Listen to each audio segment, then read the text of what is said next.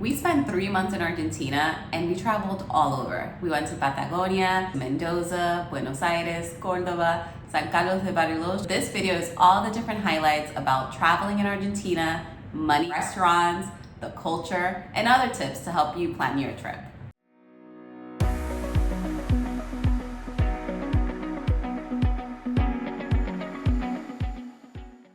Hi, I'm Migs. And I'm Nate. And we're going to tell you all about Argentina, but we want to start off with how big the country is. It is the 8th largest country in the world. It is 4 times the size of Texas, or about 1/3 of the size of the US. Argentina has a lot of different provinces, 23, so some of the things that we're going to tell you may vary province to province. So you may see a lot of information about money in Argentina, and some of that information may be out of date. So just make sure you're doing your own research based on what's relevant at the moment. From our experience in early 2024, we ended up using our credit card most of the time. Many places you may read or see videos, they recommend using cash and going to Western Union to get cash out at the blue dollar rate.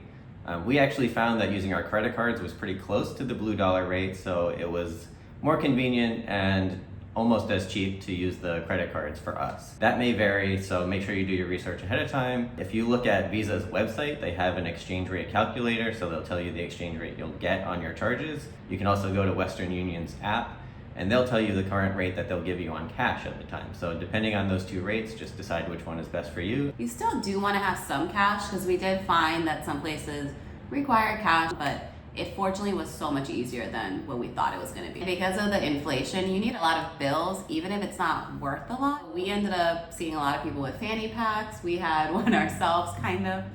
So that helped too, to carry all that money. You can actually get a substantial discount, 20%, sometimes 30%, if you pay in cash at some locations. And they'll have a sign in the window that usually says, 30% discount for efectivo. Yeah, good job, efectivo. There was one app called Mercado Pago, which we saw pretty much everywhere. And Mercado Pago is similar to Zelle or PayPal or Venmo. So a lot of merchants would accept Mercado Pago. You would essentially transfer them the money through the app. We didn't use it other than once or twice, and we actually didn't have to download the app to use it. We were just able to do a one-time payment. But depending on how long you'll be in Argentina, or maybe if you'll be in other countries, Mercado Pago may be another way to pay. Traveling in Argentina, because it's such a big country, takes some time. And we wanted to take a train. That was not an option. So we mostly ended up taking flights everywhere, and they were costly. That was something that we under budgeted for. There are options to take overnight buses or buses that are 8, 10 hours, 12 hours. If you are more on a budget, you may want to look into taking buses. Another way to get around is by renting cars. We actually did rent a car. It was pretty simple. We rented it through Hertz. It does vary province to province. For us, we rented the car in San Carlos de Bariloche. Very simple, very easy to do.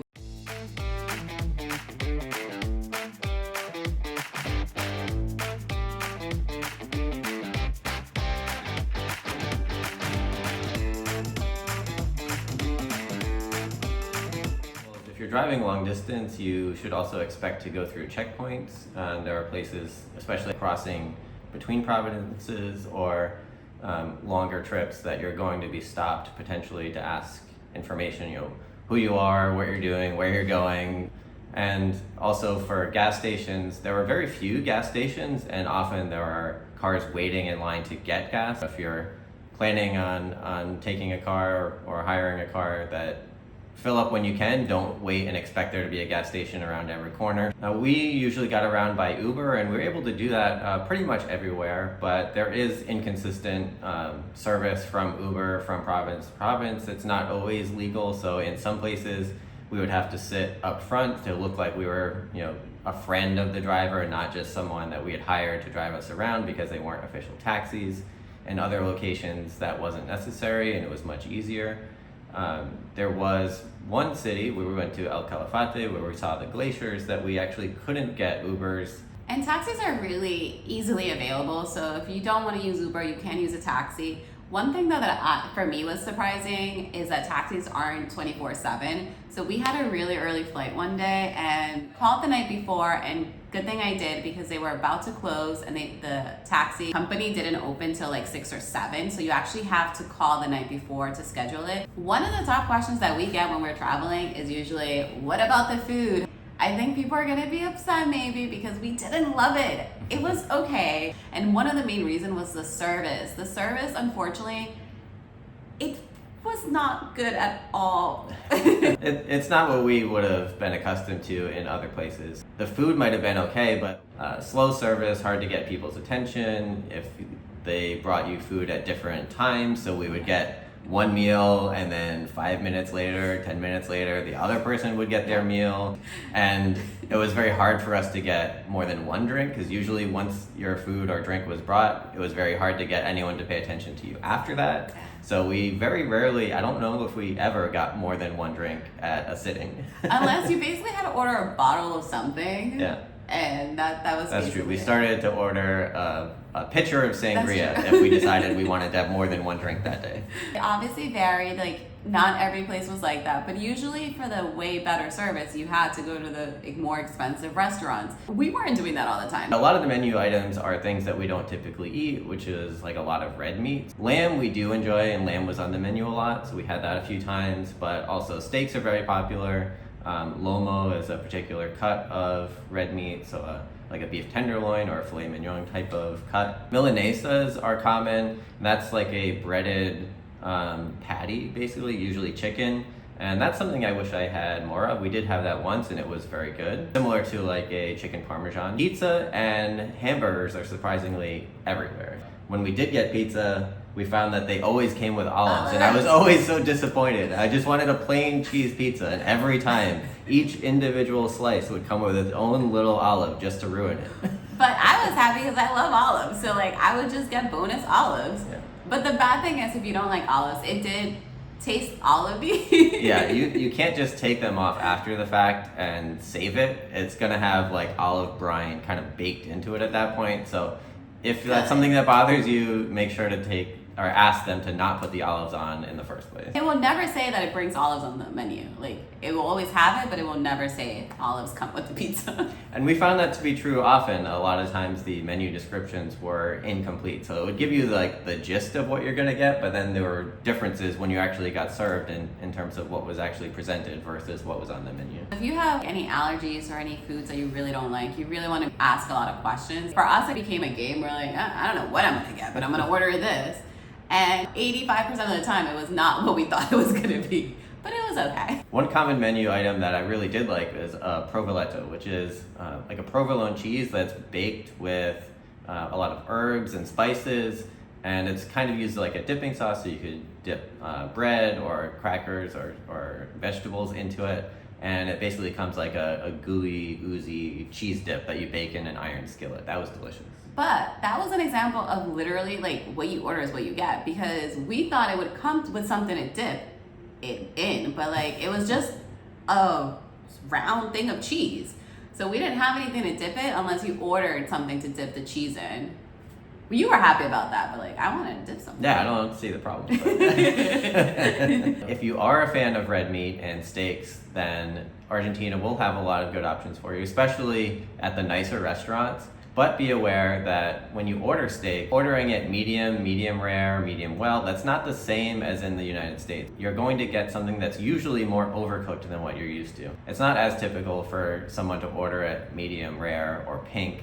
So even if you say that to the waiter, you really want to emphasize that that's how you want to cook, because they could cook it longer than what you're expecting, and you might be disappointed. When we went with friends who are from Argentina, there was a lot of discussion back and forth with the waitress about how to cook the meat that we had ordered. When we went without them, I just ordered it medium, basically called a punto, and because I didn't want to go through that process of asking all the questions and clarifying. And then when it came out, I was disappointed because it was a very nice cut of meat that had been overcooked to my taste, and so that really made it tougher and not enjoyable. Pretty much anywhere we went, we had really big portions, which meant that we had a lot of leftovers, which also meant that we had a lot of interesting leftover containers. If you ordered anything to take with you, you would get it in this plastic bin that was covered with paper. When you go to a restaurant, you always want to double check, do they accept credit card?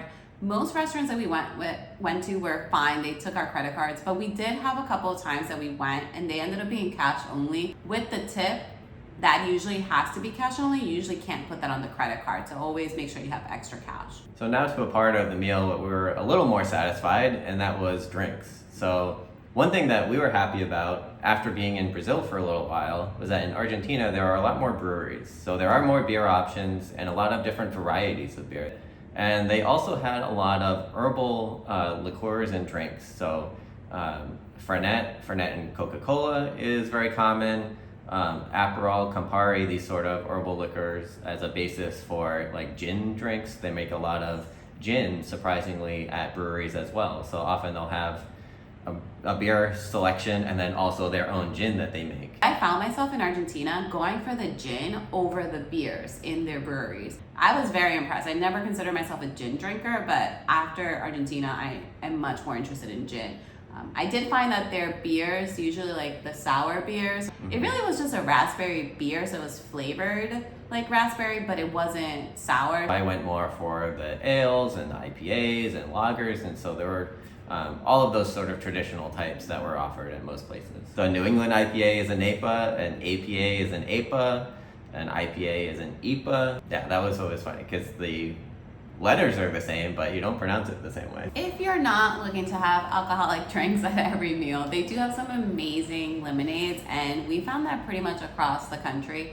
And they were made fresh to order. It would take some time, but it was worth it because they literally were making it for you. We really didn't see a lot of fresh juice options on the menus, but the lemonade made up for it. And the typical preparation was with ginger and mint. Now, because we spent so much time in Argentina, we had to go food shopping. We were definitely not eating out all the time. Now, the grocery experience was something different, mostly because it's not like supermarkets that we are used to where you go to one place and get everything. Some places like Buenos Aires and Cordoba did have those type of supermarkets, but for the most part, you go food shopping different places. So if you want meat, you go to the butcher. If you want, what else would you want? If you want fruits and veggie, you go to the fruits and veggie stands. Yeah, if you want bread, you go to the bakery. If you want cakes, you go to the Panadero? No.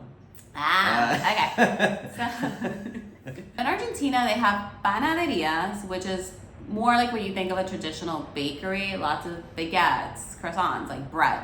And then you have pastelerias. Now the pastelerias are more pastries, more like danishes, cakes. One of the favorite things that we had is the alfajores. So these are two like cookies, basically like a sweet biscuit with a filling, usually dulce de leche, but there are other types that you can get, raspberry or hazelnut, different types of fillings, but the traditional is dulce de leche, and then that's usually covered, the sandwich is then covered in like a melted chocolate as well, so it becomes like one big cookie.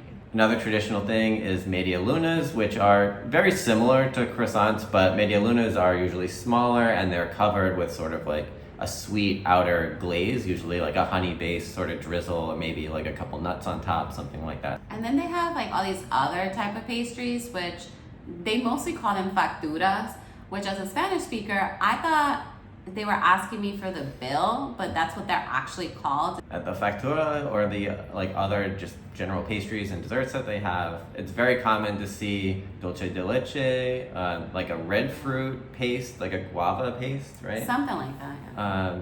And a pastry cream. Like those three fillings are used in many different varieties of pastry. One of the reasons that we love slow travel is because the longer we get to spend in a place, the more that we get a feel for the culture. And having spent 3 months in Argentina and different parts of it, I think we have a good understanding overall of the culture. Of course, these are just some of our observations. Everyone's experience is different. But one of the things that we found was that it was very dog friendly. Oh my goodness, especially the cities like Buenos Aires, you would see dog walkers with like 10, 15 dogs that they're walking at a time. A lot of stray dogs all around the country, but they're not just like stray dogs that are just chilling, sitting on the like middle of the street. No, they come into the restaurant, they sit next to you, they're fed by the people at the restaurants or the store. In Iguazu Falls, we had a dog follow us for like 5 minutes, and she walked with us into a store. I thought you were going to mention in Ushuaia, we walked by, we saw a dog, and it wanted to go in the grocery store, but it was waiting for someone else to come in or open the door so that it could walk in. And it waited there for, I don't know, maybe a minute or so, and eventually got tired of waiting and just pushed the door open and walked in by itself. And then we were going in right behind it, so we saw that the dog was just kind of walking up and down the aisles and kind of checking out the grocery store. And then it laid down on the floor at one point and just took a rest, but nobody bothered it. It didn't really disturb the owner that the dog was there, and it was just accepted. Yeah, so really love that about the culture. Very dog friendly. It's dog friendly, and the dogs are friendly, so you don't have to worry about them attacking you, and that's part of, I think, why they're so accepted, because the dogs, even though they're street dogs, they're very well behaved. One thing that was a little disappointing, and maybe it was where we went, was that we didn't see a lot of live music. We did see one place that they had a DJ playing music while we were eating, and that was in Buenos Aires. I do think that we weren't up late enough to see it, so it probably does happen more later in the evening. You know, Argentina is a big late night culture. Eating dinner at 9 or 10 o'clock was always a little strange and took some getting used to, but then we would be in bed usually by the time any parties were kicking off. So even though we haven't seen it that much, if it is happening, it's happening much later at night. Yeah, and that's something to keep in mind. Don't expect to go places at 8 in the morning. Like stores open like at 10, 11, and they'll stay open pretty late. Don't go by the hours on a Google map. The hours listed sometimes aren't accurate. So when you're out to dinner, you may not hear a lot of live music, but you will hear a lot of conversation. A lot of people are on their phones using WhatsApp or video chats, and they'll just be on the phone while eating their meal with their family and on the phone for like 10 minutes, 15 minutes. So you're just like loudly hearing other people's conversations while you're trying to enjoy your meal. That was very distracting for me because, you know, as a Spanish speaker, like I knew what they were saying and they's trying to have a conversation with me, but the table behind me is discussing a new puppy that the kids have while mom and dad are in the restaurant. And it was like, I can tell you everything about that family's conversation. I couldn't tell you anything about what you and I were trying to talk about. If you don't know WhatsApp, if you haven't used it, and you're going to Argentina, download it. It's basically a messaging service, very commonly used outside of the US.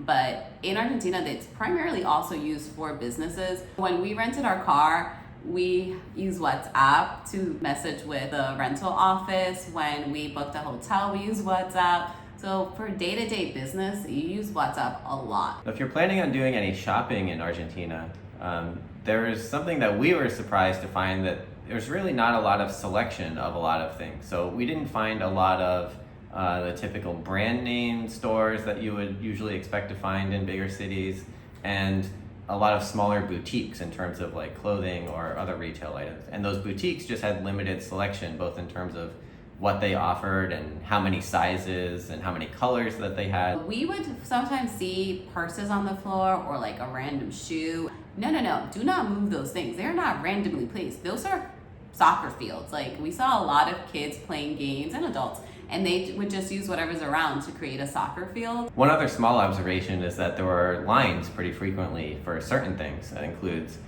buses, for going into the theater, for going onto airplanes. There was like a set time for entry, and then everyone knew to queue up for that time, and then you don't get let in until that time. So for the airport, one of the things that we didn't like was that you couldn't check in for your flight early and just kind of hang out at the terminal or at the airport. If you arrive for your flight more than 2 hours early, you have to wait in the check-in area, and then you're only allowed to check in and go to the terminal at the 2-hour mark. But once the line starts moving, it actually moves very quickly. So they are pretty organized and fast at processing things. Our airplane actually departed early a few times because they set up this long line of everyone that's going to get on the flight. They make sure everyone gets on the flight, and once everyone's on, they just leave. So we actually left early a couple of times. So that was our time in Argentina. We learned a lot, I think, by being there. I had never been before, so a lot of these kind of surprises were new to me. Keep in mind that some of the limitations we might have mentioned throughout the video apply to more of the remote areas in Argentina. Yes. So that's Patagonia or the southern part of Argentina, like Ushuaia. If you're in Buenos Aires or Cordoba, like some of the major, especially northern cities, it may be more like what you're used to and the limitations may be less existent. I hope that these tips have helped you to plan for your trip and know what to expect when going to Argentina. We'll have more videos coming out with more details on different specific cities and provinces coming soon, so watch for those if there are particular areas you're interested in. But overall, I think our experience was good, but just a little bit different than what we expected. There's so many other places that we didn't get a chance to visit, so I am excited to see that at some other time in our lives. Thanks again for watching our video. It's so good to have you join us on this trip, and I'm glad we could share some of it with you today. And when you go to order them, how do you order them? A beer, please. What do I what would I do? You can usually go to a bakery and get, nope, I said that same thing. You can usually, some of our favorites, do you remember? No, I don't.